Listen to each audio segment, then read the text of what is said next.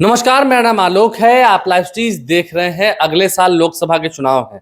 हम बात चुनाव की हर दिन कर रहे हैं, लेकिन चुनाव में सबसे जो तीन महत्वपूर्ण बातें होती हैं वो होती हैं झंडा, डंडा और बंदा। हमारे साथ सीनियर जर्नलिस्ट ज्ञानेश्वर मौजूद है। अक्सर आप कहते हैं भी इन बातों को, अगले साल चुनाव होना है और किस्मत किस्मत तो खैर साथ दे दे तो इंसान को कहाँ रंक से राजा बना दे। आप जानते हैं, राजा से रंक भी बना दे, जो सब कुछ है उन्हें तुरंत बर्बाद भी कर देती है। तो किस्मत लगता है कि बहुतों की इस बात चमकने वाली है, या ये जो झंडे की बात है, जो झंडे की वैल्यू है, इंसान अगर सिंबल मिल जाता है तो कितना खुश रहता है और चुनाव वो जीत भी जाता है कई दफे। आपने देखा है? नहीं, आपको कई ऐसे उदाहरण आपको बताएंगे आलोक, जिससे आपको लगेगा ये किस्मत और झंडा डंडा बंदा की बात। 2019 का ही चुनाव देख लीजिए, लोकसभा चुनाव, पिछला लोकसभा चुनाव।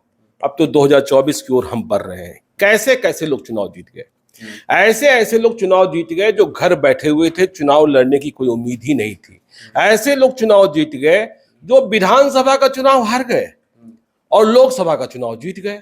तो ऐसे दृष्टांत कई हैं और इससे ही पता चलता है कि चुनाव के वक्त झंडा का महत्व कितना महत्वपूर्ण होता है। मतलब आपके पास निशान कौन सा है। देखिए, सीतामढ़ी की बात कीजिए, सीतामढ़ी लोकसभा क्षेत्र की। देखिए, आपको मालूम होना चाहिए कि वहां सबसे पहले 2019 में एनडीए ने यह सीट जेडीयू के खाते में गई थी। डॉक्टर वरुण कुमार को टिकट दिया गया था। बहुत सारी चर्चाएं हुई, कैसे टिकट मिला, कैसे टिकट नहीं मिला। डॉक्टर वरुण कुमार नामजदगी का पर्चा भरते इसके पहले ही हिम्मत हार गए, या यूं कहें कि नेतृत्व ने उनसे निशान वापस लेने का फैसला कर लिया। अब सवाल ये पैदा हुआ कि सीट तो जेडीयू के खाते में है, लेकिन उम्मीदवार नहीं है। उम्मीदवार कहां से लाया जाए? तो उम्मीदवार बीजेपी से मिला, सुनील कुमार पिंटू, जो 2015 का विधानसभा चुनाव हार गए थे, घर बैठे हुए थे, लोकसभा चुनाव लड़ने के बारे में सोच ही नहीं रहे थे। तो जेडीयू ने बीजेपी के लीडरशिप से, अमित शाह से, सुनील कुमार पिंटू को मांग लिया और सुनील कुमार पिंटू बीजेपी से जेडीयू में आए और जेडीयू के उम्मीदवार बन गए। तो देखिए, सीतामढ़ी का 2015 का बिहार विधानसभा चुनाव, जिसमें सुनील कुमार पिंटू हारे थे, सुनील कुमार पिंटू को आरजेडी के ही सुनील कुमार ने हराया था। विधानसभा का चुनाव जो सुनील कुमार जीते थे 2015 में, आरजेडी वाले सीतामढ़ी विधानसभा में, उन्हें 81,557 मत आया था और सुनील कुमार पिंटू बीजेपी वाले 66,835 मत लाकर चुनाव हार गए थे। लेकिन 2019 का लोकसभा चुनाव वो सांसद बन गए। घर में बैठे हुए थे, उम्मीद को कोई किरण ही नहीं थी, लेकिन किस्मत। ठीक है, अब देखिए काराकाट की बात कर लीजिए, बड़ा ही महत्वपूर्ण सीट। 2014 में क्या हुआ? उपेंद्र कुशवाहा चुनाव जीत गए, एनडीए में थे, आरएलएसपी के थे, और उन्होंने हराया महाबली सिंह को, नीतीश कुमार के महाबली सिंह को, तो हार गए। 2015 का भी विधानसभा चुनाव महाबली सिंह ने चैनपुर से लड़ा और तीसरे पायदान पर गए। तीसरे पायदान विधानसभा में भी, हाँ, 2015 में तो चैनपुर में तीसरे पायदान पर गए। ब्रजकिशोर बिंद बीजेपी के चुनाव जीते थे। 2015 आपको मालूम है महागठबंधन बनाम एनडीए था। ठीक है, तो ब्रजकिशोर बिंद बीजेपी वाले 58,913 मत लाकर चुनाव जीते थे। दूसरे पायदान पर जमा खान थे जो हारे थे, बीएसपी के, जो अभी बिहार सरकार में मंत्री हैं। हाँ, वो 58,242 मत लाए थे और महाबली सिंह जेडीयू वाले 32,087 मत लाकर तीसरे स्थान पर थे। इसके बाद तो महाबली सिंह के बारे में कहा जाता है निराश हो गए थे, मन वैराग्य की ओर बढ़ गया था। वे तीर्थाटन करने लगे, पूरा देश दुनिया घूमने लगे, कभी इस मंदिर कभी उस मंदिर। जब तीर्थाटन हो गया तो दिल्ली के गाजियाबाद, एनसीआर के गाजियाबाद में जाकर रहने लगे और राजनीति से मन उचट गया। लेकिन 2017 आते आते किस्मत ने फिर पलटी मारी, उन्हें लगा कि मौका है और 2019 में वे उपेंद्र कुशवाहा से फिर भिड़ गए। अब उपेंद्र कुशवाहा महागठबंधन की ओर थे, 2019 में महाबली सिंह एनडीए की ओर थे। महाबली सिंह एनडीए की ओर थे जेडीयू के टिकट पर। तो महाबली सिंह ने उपेंद्र कुशवाहा को चुनाव हरा दिया। तो देखिए, अब 2024 में क्या होने जा रहा है। जब उपेंद्र कुशवाहा जेडीयू में आ गए थे, अपनी पार्टी का विलय कर लिया था, तो महाबली सिंह को रात की नींद नहीं आती थी, क्योंकि उन्हें पता था कि उपेंद्र कुशवाहा काराकाट का ही टिकट मांगेंगे। तो जब उपेंद्र कुशवाहा काराकाट का टिकट मांगेंगे तो मैं क्या करूंगा, पैदल हो जाऊंगा। अब देखिए किस्मत, कि उपेंद्र कुशवाहा जेडीयू छोड़कर चले गए, वो एनडीए की ओर गए। एनडीए की ओर गए, और महागठबंधन में तो महाबली सिंह की किस्मत, जीत हार अलग चीज है, लेकिन टिकट तो कंफर्म है यदि कोई नया प्रयोग नहीं किया गया तो। अब देखिए दरभंगा की बात करते हैं। गोपाल जी ठाकुर, गोपाल जी ठाकुर आरएसएस के बहुत ही समर्पित कार्यकर्ता हैं, लेकिन 2015 का बिहार विधानसभा चुनाव हार गए थे, 2019 में सांसद बन गए। 2015 में बेनीपुर से उन्होंने चुनाव लड़ा था, और सुनील चौधरी तब जेडीयू के उम्मीदवार थे, उन्होंने गोपाल जी ठाकुर को हरा दिया था, जो अभी बीजेपी के एमएलसी हैं। सुनील चौधरी को तब 69,511 मत आया था और चुनाव जीते थे। गोपाल जी ठाकुर बीजेपी के 43,068 मत लाकर चुनाव हार गए थे, लेकिन किस्मत 2019 में झंडा बीजेपी का, एनडीए, मोदी का सुपर ब्रांड बंदा था ही, तो चुनाव जीत गए। मधुबनी में देखिए अशोक यादव, हुकुमदेव नारायण यादव के बेटे, हुकुमदेव नारायण यादव ने सांसद रहते हुए कोशिश करी कि अपने बेटे को विधायक बना दें, लेकिन 2015 में सफलता नहीं मिली। उन्होंने केवटी से चुनाव लड़ा, फराज फातमी ने चुनाव हरा दिया अशोक कुमार यादव को।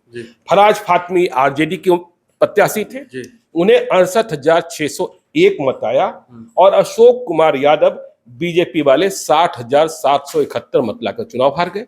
लेकिन देखिए 2019 हुकुमदेव नारायण यादव ने रिटायरमेंट की घोषणा की, बीजेपी ने बेटे को टिकट दिया, सांसद बन गए। अब ये फराज फातमी फिलहाल तो विधायक नहीं है। अब देखिए वैशाली में क्या हुआ। वैशाली में बीना देवी सांसद बन गई, दिनेश सिंह की पत्नी, स्वर्गीय रघुवंश प्रसाद 14 में भी हार गए। मतलब बीना देवी ने अपने पति के राजनीतिक गुरु को चुनाव हरा दिया। 2014 में भी हार गए थे, रामा सिंह ने हराया था, लेकिन बीना देवी का इतिहास समझिए कि 2015 में वो गायघाट से विधानसभा चुनाव हार गई। गायघाट से वो बीजेपी के टिकट पर चुनाव लड़ रही थी, सांसद बनी वो एलजेपी के टिकट पर। अब तो एलजेपी राष्ट्रीय है, लोजपा राष्ट्रीय, मतलब पारस वाले, ठीक है। तो गायघाट में चुनाव हार गई 2015 का। उन्हें मात्र 63,812 मत आया, और उन्हें हराया था महेश्वर प्रसाद यादव ने, आरजेडी वाले ने, जो 67,313 मत लेकर चुनाव जीत गए थे। लेकिन किस्मत देखिए, झंडा देखिए, एनडीए की ताकत देखिए, रामविलास पासवान जीवित थे। हाँ, रामविलास पासवान जीवित थे। अब समस्तीपुर को ही देखिए ना, प्रिंस राज आज सांसद है चुनाव तो, लेकिन उनके पिताजी जीते थे 2019 में। 2000, हाँ ठीक है, रामचंद्र पासवान जीते थे, जिनका निधन हो गया बाद में। जिनका निधन हो गया। लेकिन आप समझिए कि प्रिंस राज आज की तारीख में सांसद है ना। 2015 में विधानसभा का चुनाव हार गए थे, कल्याणपुर से उन्होंने चुनाव लड़ा था, लोजपा और एनडीए के साथ। हाँ, लोजपा और एनडीए के साथ। महेश्वर हजारी जेडीयू वाले चुनाव जीत गए थे 84,904 मत लाकर, और इन्हें आधा मत आया था प्रिंस राज को 42,718। तो ये किस्मत ही है ना, कि सांसद बन गए, विधायक का चुनाव हार गए थे। हाजीपुर देखिए, पशुपति कुमार पारस, जिनकी पहचान रामविलास पासवान के भाई के रूप में है, जिन्होंने ढंग से प्रचार भी नहीं किया। हाँ, जिन्होंने ढंग से प्रचार भी नहीं किया था। और आपको पता है कि पशुपति कुमार पारस, चिराग पासवान, रामविलास पासवान, प्रिंस राज, इन सबों का घर खगड़िया में है। जब तक रामविलास पासवान जीवित थे तब तक सबको एक रखा था। हाँ, उन्होंने एक रखा था। तो देखिए पशुपति कुमार पारस को सांसद बनना था। 2015 में अलौली में अपने घर में चुनाव हार जाते हैं, वह भी बिल्कुल एक अनजान से उम्मीदवार से, चंदन कुमार नाम था आरजेडी के, 70,519 मत ले आए, और पशुपति कुमार पारस एलजेपी वाले को 46,044 मत। तो चुनाव विधानसभा का हारे, सांसद बन गए, रामविलास पासवान का निधन हुआ, केंद्रीय मंत्री बन गए, पार्टी का विघटन हुआ, पार्टी दो हिस्सों में बटी, केंद्र में मंत्री बन गए। तो इसलिए देखिए किस्मत, झंडा डंडा बंदा। आज देखिए ना, एक उदाहरण मैं भी देता हूँ। अभी हरिभूषण ठाकुर बचौल हैं, विधायक हैं, बीजेपी से जीत के आए हैं, चुनाव जीत गए, जो चुनाव हारे वो राज्यसभा चले गए। हाँ, ऐसे भी कई उदाहरण आपको मिलेंगे। उम्मीदवार चुनाव से हारे वो राज्यसभा चले गए। हाँ, ऐसे कई उदाहरण मिलेंगे। रामकुमार शर्मा 2014 में सीतामढ़ी से सांसद बने थे। जब उनका इतिहास देखेंगे ना तो और मालूम होगा कि वे क्या थे, कहाँ हारे थे और कहाँ। तो चुनाव जो है ना, कि किस ब्रांड से लड़ रहे हैं, किस निशान से लड़ रहे हैं, उस निशान की चलती क्या रही उस चुनाव में और क्या चलेगी।